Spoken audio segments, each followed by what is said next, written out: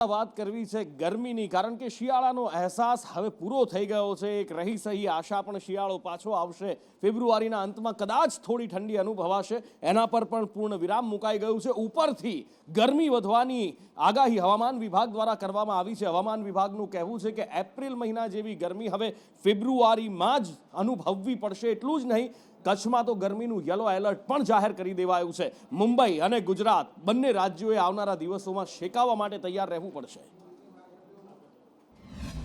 आज का जो पूर्वानुमान है, आने वाला अगले 7 दिन तक मौसम ड्राई रहेगा और जो पवन का दिशा अभी है उत्तर पूर्व से पूर्व है। लघुत्तम तापमान में ज़्यादातर परिवर्तन नहीं होगा। इसमें अगले 5 दिन तक एनएलसी कैटेगरी में दिया गया है। लेकिन उच्चतम तापमान में अगले 3 दिन तक 2 से 3 डिग्री सेंटीग्रेड तापमान राइज होएगी।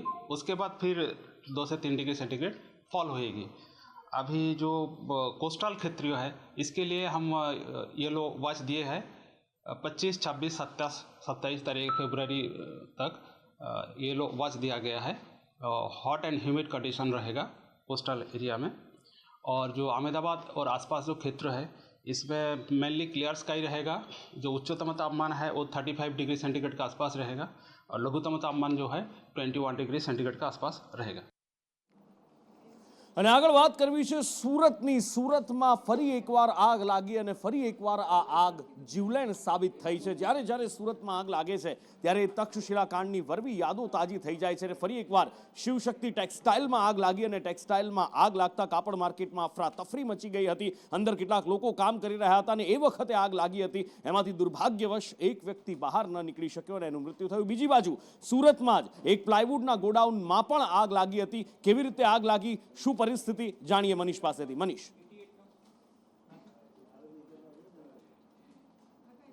બિલકુલ વાત કરીએ તો સુરત રિંગ રોડ ટેક્સટાઇલ માર્કેટમાં જે ટેક્સટાઇલ માર્કેટ છે ત્યાં આગળ આગ લાગવાની આ ઘટના સામે આવી છે. બેઝમેન્ટની અંદર જે શિવશક્તિ ટેક્સટાઇલ માર્કેટ છે ત્યાં આગળ આગ લાગવાની ઘટના સામે આવી છે. આગ લાગતા જે અફરાતફરીનો માહોલ સર્જાયો હતો ત્યારે ફાયર વિભાગને જાણકારી આપવામાં આવી હતી. ત્યારે તાત્કાલિક અસરથી ફાયર વિભાગ છે તે ત્યાં આવી પહોંચ્યું હતું, પરંતુ કંઈક મુશ્કેલીનો સામનો કરવો પડ્યો હતો કારણ કે બેઝમેન્ટની અંદર આગ લાગી હતી અને આગ છે તે જોતજોતામાં વિકરાળ સ્વરૂપ ધારણ કર્યું હતું અને ધુમાડો છે તે ખૂબ જ જે કહેવાય કે ફેલાઈ ગયો હતો, જેને લઈને લોકોને પણ બહાર કાઢવામાં મુશ્કેલી પડી રહી હતી. જે બેઝમેન્ટમાં આગ લાગી હતી તેમાં 4 થી 5 દુકાન છે તે આગની ચપેટમાં આવી હતી. આ પ્રાથમિક તપાસમાં જાણવા મળી રહ્યું હતું કે એસીની અંદર શોર્ટ સર્કિટ થતાં બ્લાસ્ટ થયો હતો, ત્યારબાદ છે આ આગ લાગી હતી. ફાયર વિભાગે જ્યારે લોકોને બહાર કાઢી રહી હતી ત્યારે એક ગંભીર રીતે ઘાયલ છે તે યુવાન પણ આગની ચપેટમાં આવ્યો હતો. તેને પણ બહાર કાઢવાની કોશિશ કરી હતી, પરંતુ હોસ્પિટલમાં લઈ જતા તેનું સારવાર દરમિયાન મોત થયું છે. ત્યારે આજે ટેક્સટાઇલ માર્કેટમાં આગ લાગવાની ઘટનામાં છે તે એક વ્યક્તિનું મોત થયું છે. મહત્વની વાત એ છે કે ફાયર વિભાગ છે તે ફાયરના સાધનો ચકાસતી હોય છે અને સંપૂર્ણ સલામતીના દાવા કરતી હોય છે, પરંતુ આ ટેક્સટાઇલ માર્કેટમાં ફાયરના સાધનોના અભાવ જોવા મળ્યો હતો. કેટલાક ફાયરના સાધનો છે તે ચાલતા જ ન હતા. તેને લઈને પણ અનેક સવાલો ઉઠી રહ્યા છે કે કઈ રીતના જે ફાયર વિભાગ છે તે આ ટેક્સટાઇલ માર્કેટમાં ફાયરની એનઓસી આપે છે. જી. અને આ બાજુ સુરતમાં એક વ્યક્તિએ જીવ ખોયો આગમાં. ટેક્સટાઇલ માર્કેટમાં ફાયરના સાધનોનો અભાવ હતો, પણ તેમ છતાં બધું જ બિંદાસ ધમધમી રહ્યું હતું. આ બાજુ વડોદરામાં એક ઘરમાં આગ લાગી ગઈ. કહેવાય રહ્યું છે કે ગેસ લીક થયો અને એ પછી આ ઘરમાં આગ લાગી અને આખું ઘર ભડભડ બળવા લાગ્યું હતું. દાંડિયા વિસ્તારનું આ મકાન છે. શું પરિસ્થિતિ છે, આગ કેવી રીતે લાગી, શું ગેસના કારણે જ આગ લાગી, ગેસ લીક થયો તો એમાં ચિંગારી કેવી રીતે છપાઈ ગઈ, વગેરે વગેરે વિશે જાણીએ. આ ઘટનામાં કોઈ હતાહત થયું છે કે કેમ, કૃણાલ પાસેથી જાણીએ. કૃણાલ. નુપુર દાંડિયા બજાર વિસ્તારમાં એક મકાન છે જેના પેસેજમાંથી ગેસની લાઈન એટલે કે ઘરેલું ગેસની લાઈન પસાર થાય છે ને તેમાં લીકેજ હતું. નજીકમાં જ વીજ મીટર હોવાથી અને ત્યાં સ્પાર્ક થતા હોવાથી આ ગેસ લાઈનમાં અચાનક આગ લાગી હતી અને આગ એટલી વિકરાળ થઈ કે આ નજીકના આવેલા જે વીજ મીટર હતો તેમાં પણ આગ પહોંચી ગઈ. ત્યાં ધડાકાભેર આગ લાગતા ત્યાં લોકોમાં ગભરાટનો માહોલ વ્યાપ્યો હતો. લોકટોળા ત્યાં એકત્રિત થયા હતા અને સમગ્ર મામલે ફાયર વિભાગને કોલ કરાતા ફાયર વિભાગની ટીમ ત્યાં પહોંચી હતી અને પાવડર ફોમનો મારો ચલાવ્યો હતો અને સામે જ જે ગેસ લાઈન છે તેને પણ બંધ કરવામાં આવી હતી. આગને કાબૂમાં લીધી હતી. સમગ્ર ઘટનામાં કોઈ હાલ જાનહાનિ નથી, પરંતુ એક વાત ચોક્કસ છે કે આગને પગલે લોકોમાં ફફડાટ જોવા મળ્યો હતો. આ બાજુ સુરેન્દ્રનગરમાં 7 ગામના ખેડૂતો આકરા પાણી આવ્યા છે. આ 7 ગામના ખેડૂતો ભેગા થયા અને મોટી સંખ્યામાં ખેડૂતો કલેક્ટર કચેરી પહોંચી ગયા અને આવેદનપત્ર આપી દીધું ગણોત ધારો રદ કરવા માટેનું. ગણોત ધારાથી આ ખેડૂતો એટલા પરેશાન છે કે તાત્કાલિક ધોરણે ગણોત ધારો રદ કરવા માટે મોટી સંખ્યામાં ખેડૂતો ઉમટ્યા હતા અને ત્યાં પહોંચી વિરોધ પ્રદર્શન પણ કર્યું અને આવેદનપત્ર પણ આપ્યું. ભાવેશ ફોનલાઈન પર જોડાયા છે. ભાવેશ, આખરે શું પરેશાની થઈ રહી છે ગણોત ધારાથી ખેડૂતોને? ચોક્કસ વાત કરવામાં આવે તો સુરેન્દ્રનગર જિલ્લાના પાટડી તાલુકાના જે 7 ગામ છે એના ખેડૂતો છે એ સતત આ ગણોત ધારાને લઈને પોતાનો વિરોધ છે કરી રહ્યા છે. અનેક રજૂઆતો છે એ પણ અગાઉ પણ કરવામાં આવી છે, અગાઉ પણ કલેક્ટરને મળ્યા હતા. આજે આ સમગ્ર મુદ્દે મોટી સંખ્યામાં ખેડૂતો એકઠા થઈ સુરેન્દ્રનગર કલેક્ટર કચેરીએ પહોંચ્યા હતા, જેમાં કોંગ્રેસના જિલ્લા પ્રમુખ તેમજ અન્ય આગેવાનો પણ જોડાયા હતા. કલેક્ટર ઓફિસે પહોંચી રામધૂન છે એ પણ બોલાવવામાં આવી હતી. બાદમાં કલેક્ટરને નીચે આવી ખેડૂતોની વાત સાંભળવા માટે થઈ એમને રજૂઆત છે કરવામાં આવી હતી. અંતે કલેક્ટરે પણ નીચે આવી શાંતિપૂર્ણ રીતે તમામ ખેડૂતોની વાત છે એ સાંભળી હતી. જ્યારે કલેક્ટરે પણ કહ્યું હતું કે અગાઉ પણ આ જે રજૂઆત હતી અમે સરકારમાં છે એ પહોંચાડી દીધી છે. આગામી સમયમાં સરકાર છે એ નિર્ણય લેશે અને નિર્ણય લઈ જે કંઈ એમની માંગણી છે એની કાર્યવાહી છે એ પણ કરવામાં આવશે. આ બાજુ મંત્રી જગદીશ વિશ્વકર્મા દ્વારા એક નિવેદન આપવામાં આવ્યું છે અને એ નિવેદન આવનારા સમયમાં રાજનીતિમાં ગરમાવો લાવે તો નવાઈ નથી, કારણ કે ચંડોળામાં થોડા દિવસ પહેલા જ કેટલાક બાંગ્લાદેશીઓ ઝડપાયા હતા અને એમને ડિપોર્ટ પણ કરવામાં આવ્યા હતા. પણ આ ચંડોળા તળાવ જેની ઉપર અધધ ગેરકાયદેસર બાંધકામ છે, જ્યારે ચૂંટણીઓ આવે છે ત્યારે ચંડોળાનો મુદ્દો ઉઠતો હોય છે અને ચંડોળામાં આ બધાને કોણે ગેરકાયદેસર રીતે વસાવ્યા એના પર આક્ષેપ પ્રત્યાક્ષેપો થતા હોય છે. પણ આ વખતે નથી કોઈ ચૂંટણી કે નથી કંઈ જ, પણ વિધાનસભાના સત્રમાં ચર્ચા થઈ છે આ બાબતે અને એક ચોક્કસ સમાજના જ લોકો, એક ચોક્કસ વર્ગના જ લોકો ન માત્ર ચંડોળા પણ દ્વારકામાં પણ દબાણ કરતા હોવાની વાત કરી છે અને એમને કોંગ્રેસ છાવરતા હોવાના જગદીશ વિશ્વકર્માએ આક્ષેપ કર્યા છે. હિરેન પાસેથી વિગતે જાણીએ. હિરેન,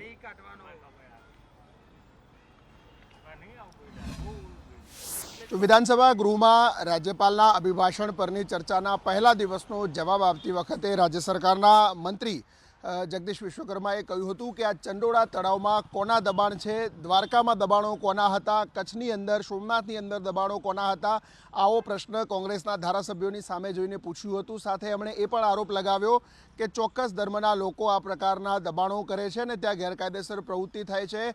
આ સાથે જગદીશ વિશ્વકર્માએ એ પણ કહ્યું છે કે કેટલાક લોકો ત્યાં આરટીઆઈ એક્ટિવિસ્ટના નામે અરજીઓ કરાવે છે અને અરજીઓ કરાવી આવા લોકોને છાવરવાનું કામ કરે છે. આવા લોકો કોંગ્રેસને ફંડ આપે છે એ પ્રકારનો આરોપ પણ જગદીશ વિશ્વકર્માએ લગાવ્યો છે. અને સાથે ઇમરાન ખેડાવાલા કોંગ્રેસના ધારાસભ્ય છે એ પણ વિધાનસભા ગૃહની અંદર હાજર હતા. તેમણે પણ આ વાતનો વિરોધ કર્યો હતો અને ઇમરાન ખેડાવાલાએ કહ્યું કે અમારા સમાજનું અપમાન થઈ રહ્યું છે. જો કે જગદીશ વિશ્વકર્માએ કહ્યું કે મેં કોઈ પણ સમાજનું નામ અહીંયા લીધું નથી, માત્ર ચોક્કસ વર્ગના લોકો જ આ પ્રકારે ગેરકાયદેસર દબાણો કરે છે એ પ્રકારનો ઉલ્લેખ વિધાનસભા ગૃહમાં વિશ્વકર્માએ કર્યો હતો. અને આગળ વાત કરવી છે સ્કોલરશિપ પર ઉઠેલા ઘમાસાણની. પાછલા કેટલાક દિવસોથી આ ઘમાસાણ ચાલી રહ્યું છે કે જ્યારે મેનેજમેન્ટ કોટામાં આદિજાતિને મળતી શિષ્યવૃત્તિ બંધ કરી દેવામાં આવી છે અને એ શિષ્યવૃત્તિને લઈ ધારાસભ્ય ચૈતર વસાવા દ્વારા આજે વિધાનસભા ગૃહમાં અવાજ ઉઠાવવામાં આવ્યો હતો. તેમણે સ્પષ્ટ આરોપ લગાવ્યો છે કે આદિવાસી દીકરા દીકરીઓ ભણીને આગળ વધે એ સરકાર જોઈ શકતી નથી. તો બીજી બાજુ પૂર્વ મંત્રી અને અત્યારે વર્તમાન ધારાસભ્ય નરેશ પટેલ દ્વારા વળતો જવાબ આપવામાં આવ્યો છે કે શિષ્યવૃત્તિ ચાલુ જ છે, ચૈતર વસાવા ગેરમાર્ગે દોરી રહ્યા છે અને શિષ્યવૃત્તિ માત્ર ને માત્ર મેનેજમેન્ટ કોટામાં ખતમ કરવામાં આવી છે ને એ પણ ભારત સરકારના પરિપત્રથી. જે મેનેજમેન્ટ કોટામાં એડમિશન લે છે, સારી ફી ભરી શકે છે, એમને શિષ્યવૃત્તિની શું જરૂર, એવા નરેશ પટેલે સવાલ પણ ઉઠાવ્યા. વિધાનસભા ગૃહમાં માન્ય મંત્રીશ્રીને મારો પ્રશ્ન હતો કે આટલું મોટું આદિજાતિનું બજેટ હોવા છતાં આ યોજના કેમ બંધ કરવામાં આવી, શા કારણોને લીધે બંધ કરવામાં આવી, પુનઃ ચાલુ કરવા માગો છો કે કેમ? તો મંત્રીશ્રીએ અડધા કલાક ગોળ જવાબો આપ્યા અને આ સવાલનો જવાબ આપવામાં એમણે ટાળ્યું, જેના કારણે અમે ઉગ્રતાથી રજૂઆતો કરી, અમને બહાર કરી દેવામાં આવ્યા. સંસ્થાઓ અને સરકારના નીતિ વિષયક બાબતોને લઈને અમારા 50,000થી વધારે વિદ્યાર્થીઓનું ભવિષ્ય અંધકારમય બને એની તો કોણ જવાબદારી લેવાનું? એટલે આ બાબતને લઈને જ્યાં પણ અમારે લડવાનું થશે અમે સરકાર સામે લડીશું. ભારત સરકાર દ્વારા પુરસ્કૃત યોજના દ્વારા અપાતી આ પોસ્ટ ગ્રેજ્યુએશન વિદ્યાર્થીઓ માટે જે સ્કોલરશિપ અપાઈ છે એ આજની તારીખે પણ અપાઈ છે. ખાસ કરીને સરકારનો એમણે તો આભાર માનવો જોઈએ કે પૂરા દેશની અંદર જ્યારે કન્યાઓ માટે તો આપણે પૂરેપૂરું ફ્રી કરી દીધું છે. એમાં આપણે આવક મર્યાદા પણ જોતા નથી. ફક્ત જે ગવર્મેન્ટ કોટાની અંદર પણ આપણે પૂરી સ્કોલરશિપથી લઈને ફ્રી સિપ કાર્ડની વ્યવસ્થા છે. ફક્ત મેનેજમેન્ટ કોટાનો જે પ્રશ્ન છે એમાં સરકાર માટે દીવધા છે અને ભારત સરકારનો પત્ર થયો છે કે ભાઈ જે મેનેજમેન્ટ કોટાની અંદર જે તે સંસ્થાઓ જે એમના રીતે જે એડમિશન આપતી હોય છે એમાં આપણી સરકાર એ બાબતે ના પાડે. અમદાવાદ મ્યુનિસિપલ કોર્પોરેશનની સામાન્ય સભા મળી હતી. આ સામાન્ય સભામાં બજેટ પર ચર્ચા થવાની હતી, પણ દુર્ભાગ્યવશ એ ચર્ચા થઈ ન શકી, કારણ કે દર વખતે જે સામાન્ય સભામાં થાય છે એવું જ આ વખતની સામાન્ય સભામાં પણ થયું. સત્તા પક્ષ અને વિપક્ષ વચ્ચે ચકમક જરી ગઈ, હોબાળો થઈ ગયો, અને આ વખતે ચકમક જરવાનું, આ હોબાળો થવાનું કારણ સત્તા પક્ષ ઉપર લગાવવામાં આવેલા આક્ષેપો હતા કે જે વિપક્ષના નેતા શહેજાદ ખાન દ્વારા લગાડવામાં આવ્યા હતા કે જ્યારે કોઈ સામાન્ય મધ્યમ વર્ગીય કે ગરીબ વ્યક્તિનો ટેક્સ બાકી હોય તો એના ઘરે મિલકતો સીલ કરી દેવામાં આવે છે, પણ જે એજન્સીઓ છે એ એજન્સીઓના લેણા, એમની પાસેથી નીકળતી કરોડોની રકમ માફ કરી દેવામાં આવે છે. પુરાવા ડોક્યુમેન્ટ સાથે કોંગ્રેસ દ્વારા વિરોધ કરવામાં આવ્યો અને હોબાળો કરવામાં આવ્યો હતો, જેમાં સત્તા પક્ષ બચાવની મુદ્રામાં જોવા મળ્યું. વિપક્ષના નેતાએ તેમની હરહંમેશની આદત મુજબ મનગઢપ આક્ષેપો ચાલુ કરવાના કર્યા હતા. અમે એક આક્ષેપ એવો કર્યો કે સ્ટેન્ડિંગ કમિટી દ્વારા, જે તે સમયે સ્ટેન્ડિંગ કમિટી દ્વારા 87 કરોડ રૂપિયાના જે જાહેરાતની એજન્સીઓને માફ કરવાનો ઠરાવ કરવામાં આવ્યો હતો, એ તદ્દન વાહિયાત વાત છે, ખોટી વાત છે. વિપક્ષના નેતાને હું ચેલેન્જ આપું છું, એ સાબિત કરી બતાવે કે આવી કોઈ રકમ માફ કરવાનો ઠરાવ થયો હોય, જો ના થયો હોય તો વિપક્ષના નેતાએ તાત્કાલિક ધોરણે राजीनामा को फायदा पहुंचाने का काम कर रही है, उस एजेंसीज की जो माफिया उन्हें रद्द करने में आए और फिर उसके बाद पहले महीने में स्टैंडिंग कमेटी में फिर से दरखास्त आती है और 87 करोड़ रुपीस की जो बात की गई थी उसे रद्द करने में आती है. कांग्रेस पार्टी ने आज सदन में ये सवाल उठाया है कि किसके कहने पर और किसके फायदे को लेकर इन एजेंसीज को माफ किया जा रहा है, इन कॉन्ट्रैक्टरों को लेट पेमेंट चार्जेस पे माफ किया जा रहा है. जब गरीब जनता के 10,000 रुपए का टैक्स भी बाकी होता है तो सील मारा जाता है, लेकिन प्राइवेट कंपनियों का 80 से 90 करोड़ रुपए माफ करने की बात आती हो तो भारतीय जनता पार्टी सदन में बिल्कुल मुकर गई. उन्होंने कहा कि हमने ऐसी कोई दरखास्त नहीं रखी. कांग्रेस पार्टी ने स्टैंडिंग कमेटी की फाइल को अंडरलाइन करके अपना सबूत दिखाया और ये चैलेंज के साथ कहा कि यदि ये सबूत पक्का है तो अपना राजीनामा रखिए. આપણે ત્યાં દાવો કરવામાં આવે છે કે અમારી હેલ્થ સુવિધાઓ વર્લ્ડ લેવલની છે, વિશ્વ કક્ષાની છે, અને જ્યાં નથી ત્યાં પણ વર્લ્ડ લેવલની આ સુવિધાઓ ઊભી કરવા માટેના દાવાઓ કરવામાં આવે છે, આંખોમાં સપના આંજવામાં આવે છે, પણ જ્યારે સરકારી હોસ્પિટલમાં તમે પહોંચો અને ત્યાંની રિયાલિટી જુઓ તો હૃદય ભાંગીને ભૂક્કો થઈ જાય, અરેરાટી થઈ જાય એવા દ્રશ્યો જોવા મળે છે. ને એવા 3 દ્રશ્યો, જેમાંથી 2 રાજકોટ સિવિલ હોસ્પિટલ અને એક જૂનાગઢની સિવિલ હોસ્પિટલના છે, કે જ્યાં આગળ રાજકોટની જનાના હોસ્પિટલમાં તમે જુઓ કે દર્દીઓ છે, વોર્ડ છે, વોર્ડની અંદર વંદા આંટા મારી રહ્યા છે. ગંદકીનું સામ્રાજ્ય અહીંયા આગળ ખડકાઈ ગયું છે. અહીંયા સુવિધાના નામે તો મીંડું છે જ, પણ એની સાથે સાથે સ્વચ્છતા બિલકુલ નથી. ને આવામાં દર્દીઓની સેવા સુવિધાઓ કેવી રીતે? થોડા દિવસ પહેલા જ ઉંદરોનો ત્રાસ જોવા મળ્યો હતો, એ પણ સંદેશ ન્યૂઝે ઉજાગર કર્યું હતું. દર્દીઓની ફરિયાદ પછી સંદેશ ન્યૂઝે અહેવાલ પ્રસારિત કર્યો હતો અને એ પછી ઉંદર મૂકવાના પાંજરા મૂકવામાં આવ્યા અને ઉંદર મૂકવાના પાંજરા મૂકવા પર પણ વિવાદ ઊભો થયો હતો. આ બાજુ તમે જામનગરમાં જાઓ તો જામનગરની જીજી હોસ્પિટલ, ગુરુ ગોવિંદસિંહ હોસ્પિટલ, સૌરાષ્ટ્રની મોટી હોસ્પિટલમાંની એક હોસ્પિટલ કહેવાય. બધી જ સુવિધા હોવાના દાવા કરવામાં આવે, પણ અહીંયા કૂતરાઓ આંટા મારતા હોય, ગમે ત્યારે ગમે તેને બચકા ભરી લે, ગમે ત્યારે ગમે તેને ફાડી ખાય. નાના બાળકો પણ હોસ્પિટલમાં હોય. કઈ વર્લ્ડ ક્લાસ લેવલની સુવિધાઓની વાત થઈ રહી છે? વંદા હોલમાં ને ડિલિવરી વાળી બહેનો છે ત્યાં આજુબાજુમાં બધે ફરે છે, ટોયલેટમાં, બાથરૂમમાં, હોલમાં બધે. તો તંત્રએ વહેલી તકે જાગૃત થઈને આનો નિકાલ કરવો જોઈએ સાહેબ. આ મારી જાણ મુજબ એવું હું માનું છું કે થોડીક સ્વચ્છતા કરવા માટેના જે કર્મચારીઓ છે એમના દ્વારા સફાઈનું થોડુંક વહેલું અને દવાનો છંટકાવ યોગ્ય રીતે કરવામાં આવે તો આ પ્રશ્ન હલ થઈ શકે એવો છે. તો જે તકલીફ બહેનોને પડી રહી છે એ તકલીફ દૂર કરવા માટે થોડુંક વ્યવસ્થા પ્રશાસન કરે અને હોસ્પિટલના પદાધિકારીઓ કરે એવી મારી માંગણી છે. વંદાની મને જાણકારી પણ હતી અને લાસ્ટ વીક અમે ઇન્સેક્ટિસાઇડ સ્પ્રે કરી અને કંટ્રોલમાં પણ લાવેલા, છતાંય આ વીકમાં પાછો ઉપદ્રવ વધી ગયો છે, એટલે આજે પણ સ્પ્રે કરાવી દીધું છે અને સિંગલ ટાઈમ એક એજન્સીને અમે કોન્ટ્રાક્ટ આપી દીધો છે જે ટૂંક સમયમાં આ માટે વર્ક ચાલુ કરશે. 16/12/24 સેન્ટ્રલ વેરહાઉસિંગ એજન્સીને પણ આ કામ માટે કોન્ટ્રાક્ટ અપાઈ ગયો છે, છતાં કામ ચાલુ નથી થયું. એમની સાથે સંપર્ક પણ કર્યો છે અને એ લોકો 1 માર્ચથી કામ ચાલુ કરવાના છે. એક વીકમાં પ્રોબ્લેમ ના થાય એના માટે સિંગલ ટાઈમ કોન્ટ્રાક્ટ અમે બીજી એજન્સીને જેમ દ્વારા ઓર્ડર કરી દીધો. તમે અણિશુદ્ધ શાકાહારી છો, જીવનમાં ક્યારેય માંસાહાર કરવાની તો વાત દૂર, એના વિશે વિચાર્યું પણ નથી, એની વાસ પણ આવે તો પણ અરેરાટી થઈ જાય, ઉપકો આવી જાય, અને જો કોઈ તમને નોનવેજ પીરસી દે તો? આવું ઘણીવાર થતું આવ્યું છે ને હવે મેકડોનાલ્ડ્સમાં થયું છે. જી હા, મેકડોનાલ્ડ્સ દુનિયાની પ્રતિષ્ઠિત ચેઇન છે અને ગુજરાત માટે તો એવું કહેવાય છે કે જ્યારે 2 દાયકા પહેલાં મેકડોનાલ્ડ્સ આવ્યું હતું ત્યારે અહીંયા સ્પેશિયલ દુનિયાનું સૌથી પહેલું વેજ આઉટલેટ ખોલ્યું હતું અને એ જ મેકડોનાલ્ડ્સમાં આજે જ્યારે વેજનો ઓર્ડર આપવામાં આવ્યો અને નોનવેજ બર્ગર આપી દેવાનો, ધર્મ ભ્રષ્ટ કર્યાનો આરોપ લગાવવામાં આવી રહ્યો છે. એટલું જ નહીં, બીજા ઓર્ડર જે મોકલવામાં આવ્યા એમાં પણ 6 નોનવેજ બર્ગર પીરસાયાનો આરોપ લાગી રહ્યો છે. સન્ડેના દિવસે મેચ ને એવું બધું હતું, મેચ જોતા હતા. પછી સાંજનું જમવાનું ઓર્ડર કર્યું સ્વિગી મારફતે. મેકડોનલ્ડ્સમાંથી 6 બર્ગર મંગાવ્યા વેજ. તેમાંથી સ્વિગી મારફતે ડિલિવરી થઈ 9:15ની આજુબાજુ. પછી જમતા હતા ત્યારે વેજ બર્ગર 4 વેજ બર્ગર હતા ને 2 નોનવેજ બર્ગર નીકળ્યા. ફેમિલી સાથે જમવા બેઠા હતા. એમાંથી 2 ચિકન ખવાઈ ગયેલું. ત્યારબાદ ખબર પડી કે આમાં રેડ કલરનો કાગળ આવેલો હતો. એટલે જોયું, ચેક કર્યું એટલે ખબર પડી કે આ ચિકન છે. નાખ્યો તો વેજનો ઓર્ડર, 2 ચિકન આવ્યા, 4 વેજ આવ્યા. એટલે એક ખવાઈ ગયું. પછી ખબર પડી કે આમાં 1 ચિકન આવી ગયેલું છે. તેથી કરીને પછી 1 ચિકનનું બર્ગર લઈને અમે મેકડોનલ્ડ્સની કંપનીએ ગયા. ત્યાંના મેનેજરે 1.5-2 કલાક બેસાડ્યા અને કોઈ સરખો જવાબ ન આપ્યો. પછી સ્વીકાર્યું કે અમારી જ ભૂલ છે, અમારા સ્ટાફથીને જ ઝાઝા ઓર્ડર હતા એના કારણે બનાવ બની ગયેલો છે, માફી માંગીને એવું બધું કહ્યું. કપડવંજમાં એક વિચિત્ર ઘટના સામે આવી છે. અહીંયા આગળ કેટલાક પોલીસ કર્મીઓને ધમકાવવામાં આવ્યા, એમની ફરજનું ભાન કરાવવામાં આવ્યું, પણ આ કોઈ જનપ્રતિનિધિ નહોતા, ના કોઈ આ કોર્પોરેટર હતા, ના કોઈ ધારાસભ્ય હતા, ના કોઈ સંસદ સભ્ય હતા. એ તો પોતાની જાતને ભારતીય જનતા પાર્ટીના રાષ્ટ્રીય અધ્યક્ષ કહી રહ્યા હતા. જી હા, આજે સફેદ જબ્બામાં ભાઈ દેખાઈ રહ્યા છે, જે મહાશય દેખાઈ રહ્યા છે, ટ્રકોને ન રોકવા માટે પોલીસને ધમકાવી રહ્યા હતા અને પોલીસને કહી રહ્યા હતા કે કામ ઈમાનદારીથી કરો. અને રાષ્ટ્રીય અધ્યક્ષ કહી રહ્યા હતા. ભારતીય જનતા પાર્ટીના રાષ્ટ્રીય અધ્યક્ષ કોણ છે એ તો સ્વાભાવિક રીતે સૌ કોઈ જાણે છે, પણ આ વ્યક્તિથી થોડા પોલીસવાળા ગભરાયેલા પણ દેખાઈ રહ્યા છે. આખરે શું હતો મુદ્દો એ જુઓ. यहाँ पर कितने स्टाफ है आपके पास?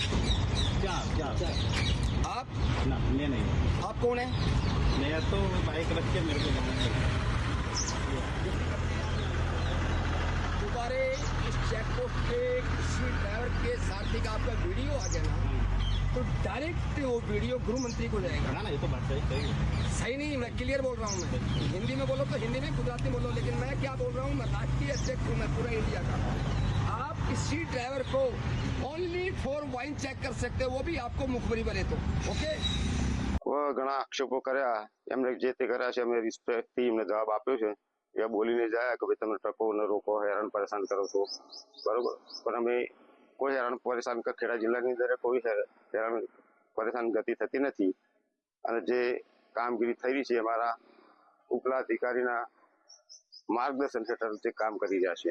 રેલવે ચેકપોસ્ટ પાસે કોઈ પણ પ્રકારની ગેરકાયદેસર પ્રવૃત્તિ ચાલતી હોવાનું હજુ સુધી કોઈ પણ લેખિત અથવા તો મૌખિક રીતે માહિતી મળેલ નથી, કોઈ ફરિયાદ થયેલ નથી. આમ છતાં પણ એ બાબતે વિશેષ કાળજી રાખી અને નિયમ અનુસાર કાર્યવાહી કરવાની નોંધ રાખવામાં આવેલ છે.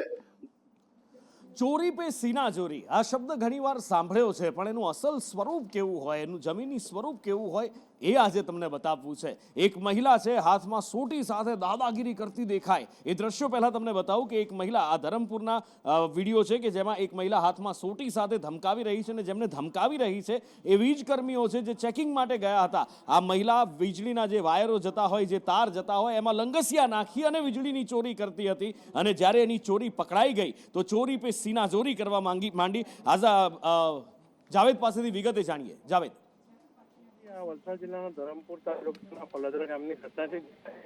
વીજ કંપનીના કર્મચારીઓને ચેકિંગ દરમિયાન આ એક ઘર જે વીજળીના થાંભલા પરથી લંગર નાખી વીજ ચોરી કરતા હોવાની માહિતી મળી હતી. ત્યાં તેઓ ચેકિંગે પહોંચ્યા હતા. ત્યાં તેઓની વીજ જે ચોરી છે એ ઝડપાઈ જતા તેઓ ત્યાં કાર્યવાહી કરવાની શરૂઆત કરતા જ મહિલા જે હતી ને તેઓને સંપર્ક મૂકી તેમના પર લાકડી વડે હુમલો. અને આ સમગ્ર ઘટના જે છે વીજ કર્મચારીએ પોતાના મોબાઈલમાં વિડીયો વાયરલ કર્યો છે ને તેઓએ ધરમપુર પોલીસ સ્ટેશન અને વલસાડ રૂરલ પોલીસ સ્ટેશનમાં બિલકુલ હાલ ફરિયાદ નોંધાવી.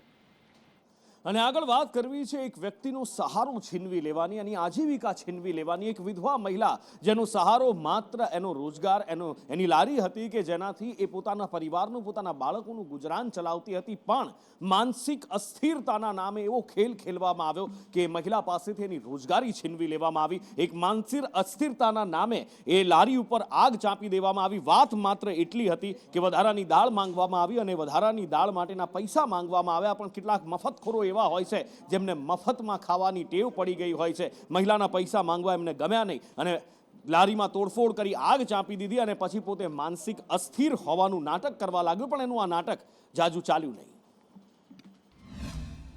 નાનો મોટો ધંધો કરું છું ભાઈ ને અહીંયા મારું ગુજરાન ચલાવું છું, બરાબર. અહીંયા મારી લારી શનિવારે લાગેલી હતી. એક આવ્યો ભાઈ, એને મારી જોડે માગ્યું ખાવાનું. મેં એને ના પાડતા એને મારી જોડે હુમલો કર્યો. એના પહેલાંથી એક ખાઈને જતો રહ્યો એટલે પછી એના મારી જોડે દાળ માંગી. મેં એને નથી આપી દાળ. તો એને મને કીધું તારી લારી લગાવી છે કે નહીં લગાવી, તારી લારી અહીંયા કાલથી રહેશે નહીં. અને મેં એના પછી મારા ઘેર ગઈ 6 વાગે લારી મૂકીને. મેં મારા ઘરે ગઈ લારી મૂકીને 6 વાગે. ને મારે જવું તું બહાર ગામ, તો મેં જતી રહી સાહેબ.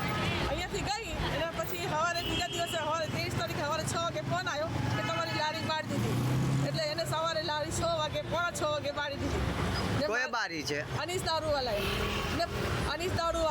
ને પછી લારી બાળીને મારા નામની એને ફરિયાદ મૂકી છે.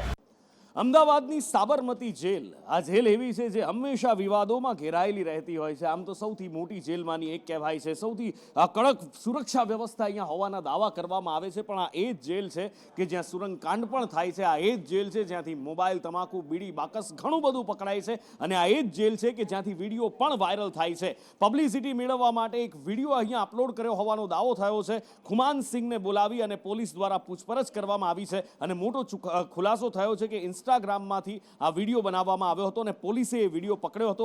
રાણીપ પોલીસ અત્યારે વધુ તપાસ હાથ ધરી છે.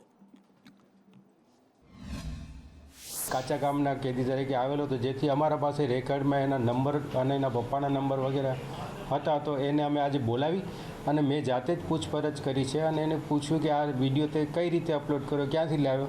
તો એનું કહેવાનું એવું થાય છે કે જે પોતે આ ઇન્સ્ટાગ્રામ પર વિડીયો અપલોડ કરેલ છે એણે પોતે જાતે કોઈ ઇન્સ્ટાગ્રામના જ ગ્રુપમાં કોઈ જગ્યાએથી આવેલો વિડીયો છે એ ડાઉનલોડ કર્યો છે અને એ ડાઉનલોડ કરી એમાં પોતાનું પિક્ચર જે ફોટો એ એડિટ કરી અને મૂકી અને આ કોટ સાથે એણે વિડીયો અપલોડ કર્યો છે.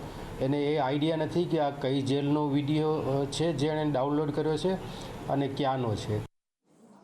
અને હવે વાત કરવી છે સૌરાષ્ટ્રના સહકારી સંઘની. અને સૌરાષ્ટ્રમાં જ્યારે સહકારી માળખાની વાત આવે તો એક જ નામ સામે આવે, બેતાજ બાદશાહ જયેશ રાદડિયા. વિઠ્ઠલ રાદડિયાની વિરાસત આગળ વધારી રહ્યા છે. પિતાની વિરાસત આગળ વધારતા હોય એમ ફરી એકવાર અહીંયા સહકારી ક્ષેત્રમાં એમનો દબદબો જોવા મળ્યો છે. સહકારી સંઘની ચૂંટણી હતી, 19 બેઠકો ઉપર ચૂંટણી હતી અને એ 19 બેઠક 5 ટર્મ પૂરી થયા પછી ચૂંટણી હતી. બધી જ બિનહરીફ થઈ છે. મયુર પાસેથી વિગતે જાણીએ. મયુર.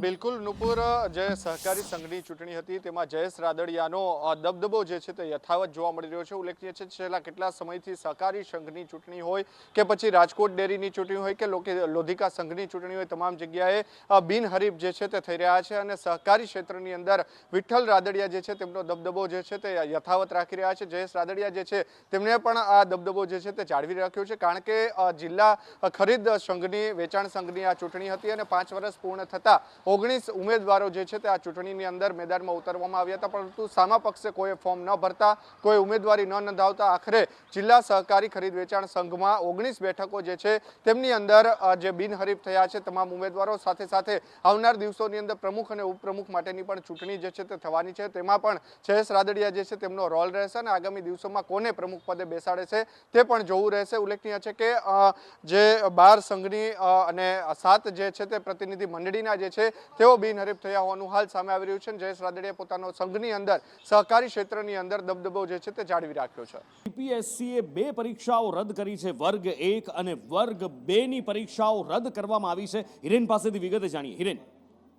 યુપીએસસીએ નાયબ કમિશનર કુટીર ઉદ્યોગ સેવા વર્ગ 1 અને મદદનીશ કમિશનર કુટીર ઉદ્યોગ સેવા વર્ગ 2 ની આ બે જે પરીક્ષાઓ હતી, જે જાહેરાત ક્રમાંક 116 અને 117 હતી, એમાં ભરતી પ્રક્રિયાના નિયમોમાં સુધારો કરવાનો હોવાના કારણે વિભાગ દ્વારા આ ભરતી રદ કરવાનો નિર્ણય કરવામાં આવ્યો છે અને એ પત્રના આધારે જીપીએસસીએ આ બંને પરીક્ષાઓ કે જે કુટીર ઉદ્યોગ સેવા વર્ગ 1-2 ની હતી એ પરીક્ષાઓ રદ કરી છે.